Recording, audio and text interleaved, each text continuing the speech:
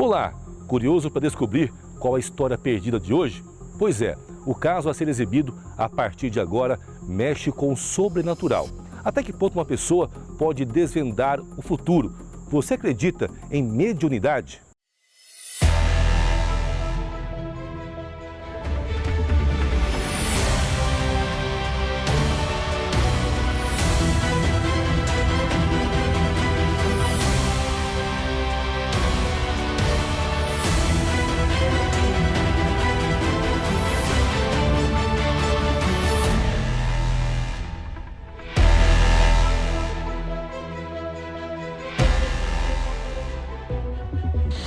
Hoje, então, vamos conhecer a história perdida de um policial sensitivo que desvendava crimes com a ajuda do sobrenatural.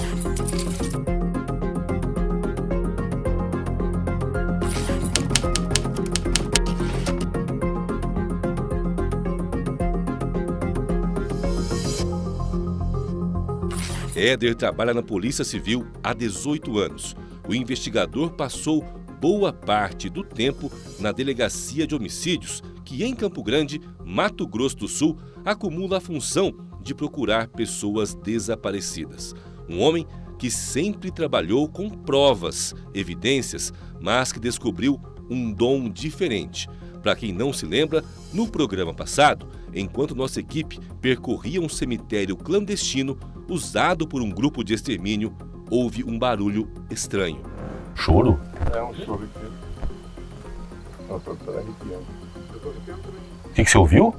Choro, pô. Choro? É, parece um menino, né? Chorando aqui embaixo. Daqui não tem nada. Não, não tem. A chácara aqui mais próxima aqui, acho que tá o quê? Uns 400 metros, mas parece que foi aqui do lado do carro. E bem aqui na parte de baixo aqui, onde que a gente não localiza, é onde tá o menino Eduardinho, que nós localizamos, que ele tem 14 anos. O choro ouvido teria vindo de onde foram feitas buscas pelo corpo de uma das 16 vítimas de um serial killer. Os restos mortais nunca foram achados. No mundo, há muitas coisas que acontecem sem ter uma explicação. Você acredita no sobrenatural? Um dos casos que envolvem a sensitividade do investigador foi o que começou com um aborto mal sucedido, seguido de morte da jovem Marielle Barbosa Rodrigues, que tinha 19 anos. Em 21 de maio de 2011, ela foi vista pela última vez. No dia seguinte, a família começou uma saga para tentar localizar a jovem. Até então, não se tinha nem ideia do que tinha ocorrido.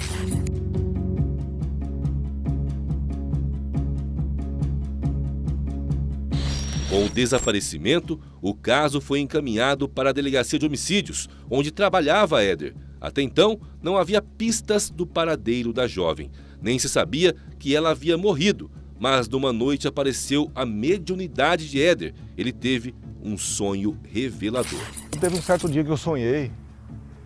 Eu sonhei que eu estava no local, aí eu estava verificando uma câmera de segurança.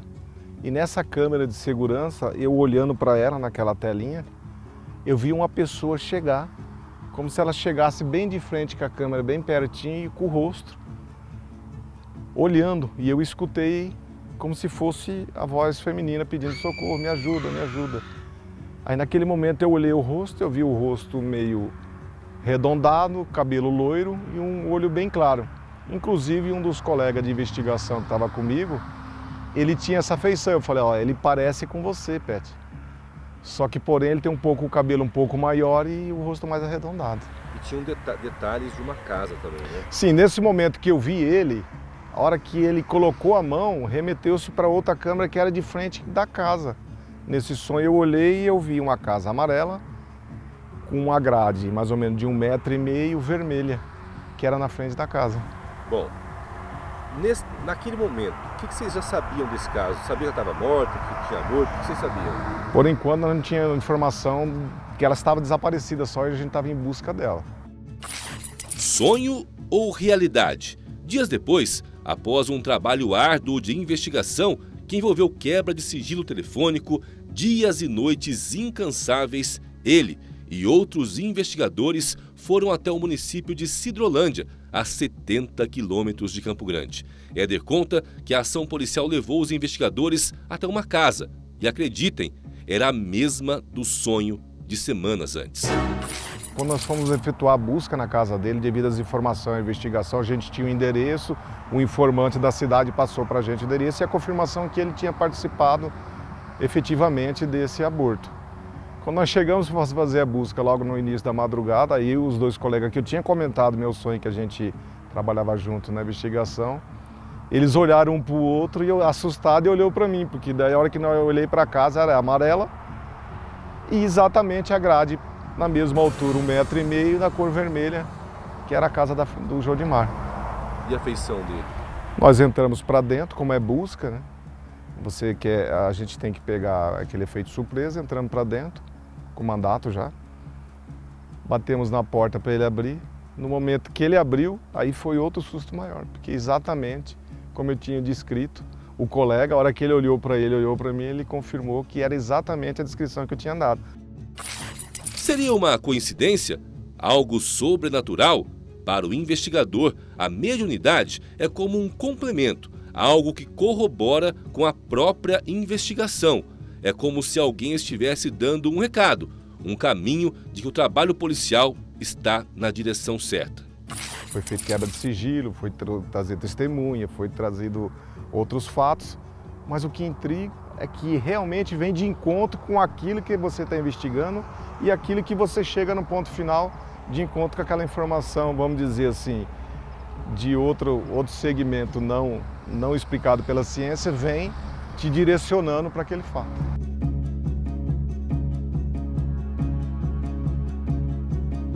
Será que foi um recado lá de cima? E no próximo bloco, você acompanha o desfecho dessa história, que tem detalhes cada vez mais intrigantes. E o que foi esse fato inusitado? A hora que ele falou, vamos embora, nós estávamos de pé perto da manilha, eu falei, então vamos. A hora que eu me virei para sair, eu senti como se fosse alguém chegou e beliscou na minha batata da perna. Uma fisgada. Aí eu até brinquei no momento, eu passei a mão na batata e falei, ó, ele tá aqui porque ele tá brigando comigo, falando para mim não ir embora. Nós acompanhamos hoje o caso do desaparecimento da jovem Marielle, de 19 anos. O policial que investigava teve alguns sinais de o que era um simples sumiço se transformou em um caso que envolveu traição, amor, morte e crime. Até então, os policiais sabiam que ela havia sumido. Era maio de 2011, após levantamento investigativo que coincidiu com o sonho do policial, começou-se a investigar Jodimar Ximenes Gomes, o homem que apareceu no sonho e que foi apontado como enfermeiro que poderia ter feito um aborto em Marielle. Dias depois, em 11 de junho, foi encontrado um corpo, restos mortais em um canavial daquela cidade. Exames comprovaram que se tratava de Marielle. E aí se desenrolou a verdade. Ela passou por um aborto praticado pelo enfermeiro Jodimar. Tudo porque ela teve um relacionamento sem que a família soubesse, engravidou e decidiu pelo aborto. O cunhado, o Gleice da Silva, de 39 anos, então casado com a irmã dela, seria o pai. Ele a levou até a cidade do interior para a prática do aborto. E quando tudo deu errado, resolveu se desfazer do corpo. Caso que teve muitas reviravoltas e que ainda vão ser contadas neste programa, em um especial. Mas o fato é que tudo foi desvendado com uma ajuda de um sonho.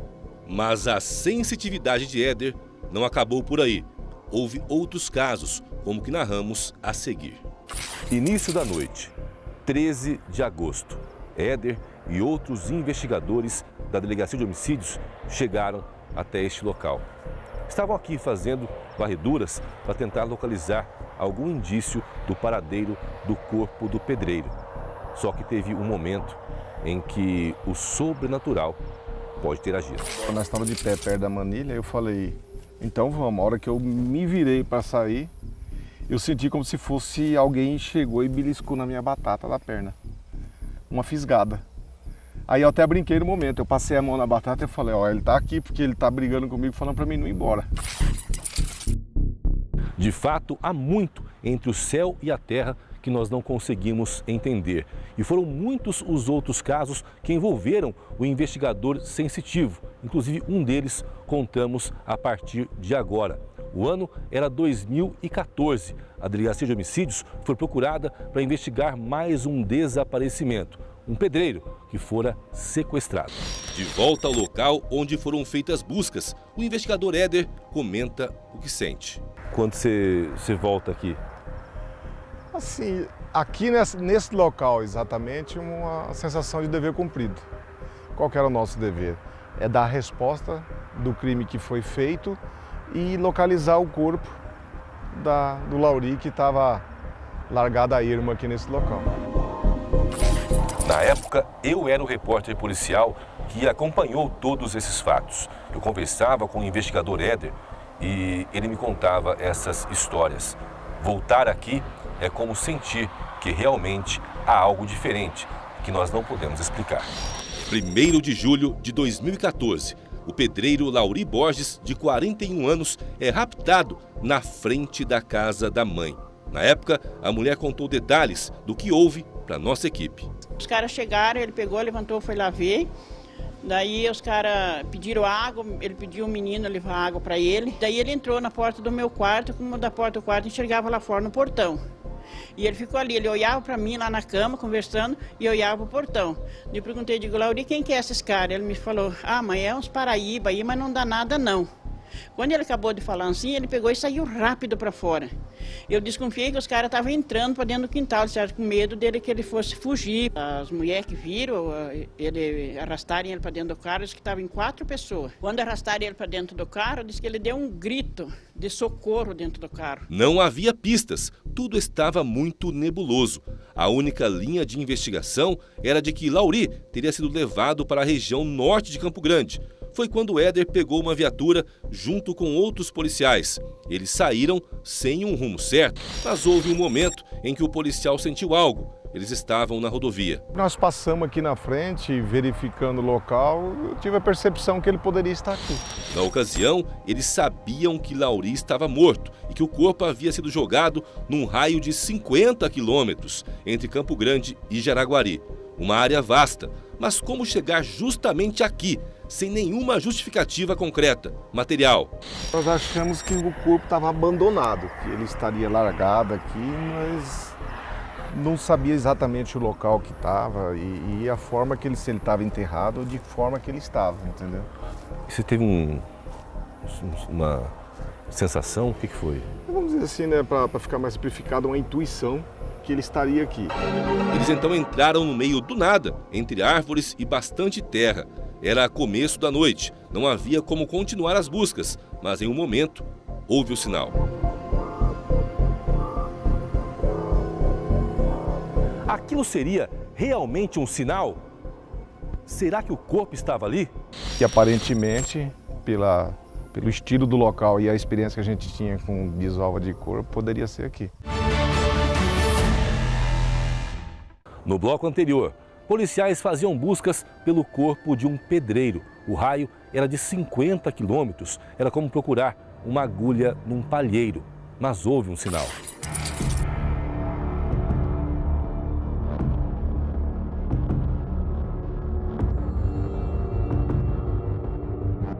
E o que foi esse fato inusitado? A hora que ele falou, vamos embora, nós estávamos de pé perto da manilha, eu falei, então vamos. A hora que eu me virei para sair, eu senti como se fosse alguém chegou e beliscou na minha batata da perna. Uma fisgada. Aí eu até brinquei no momento, eu passei a mão na batata e falei, ele tá aqui porque ele tá brigando comigo, falando para mim não ir embora. Havia um sinal, mas concomitante, a investigação e os policiais conseguiram, com provas, chegar à prisão dos 3 envolvidos no crime.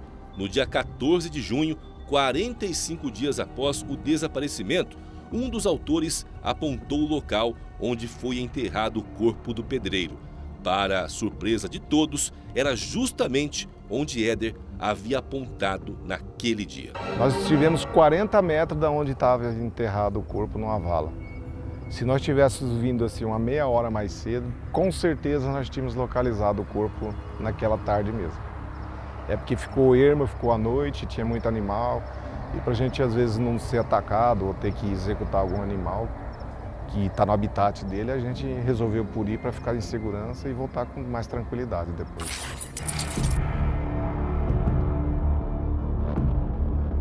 Os presos confessaram o crime. Por conta de uma discussão no trabalho, um dos detidos, junto ao irmão e ao primo, foram até a casa de Lauri. O sequestraram, espancaram e ainda decapitaram o pedreiro. O corpo, então, foi enterrado em uma cova rasa. Todos foram julgados e condenados, 3 anos depois, a 15 anos de prisão cada. Pela confissão, a pena foi reduzida em 1 ano. Este documento comprova que eles tentaram recorrer da pena, mas sem sucesso. O pano de fundo de mais esse caso solucionado é a espécie de mediunidade do policial que, mesmo sem nenhum indício, levou a polícia ao local onde estava o corpo do então desaparecido. Sorte, mediunidade, acreditar no sobrenatural? Você acredita no sobrenatural? Com certeza existe. Deus diz, né? Há muita coisa entre o céu e a terra. E eu tenho meu lado espiritual, que eu acompanho. E isso eu acho que vem de encontro quando você é sensitivo e as pessoas que acreditam nisso acabam recebendo de alguma forma, alguma colaboração, alguma mensagem que vem colaborar para você elucidar e dar paz para essas pessoas que perderam a vida e encontrar o caminho delas, que é da salvação, perto de Deus.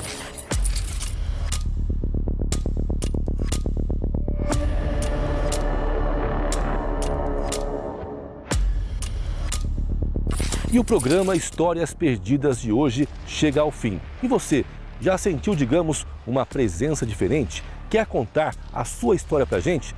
É só entrar em contato.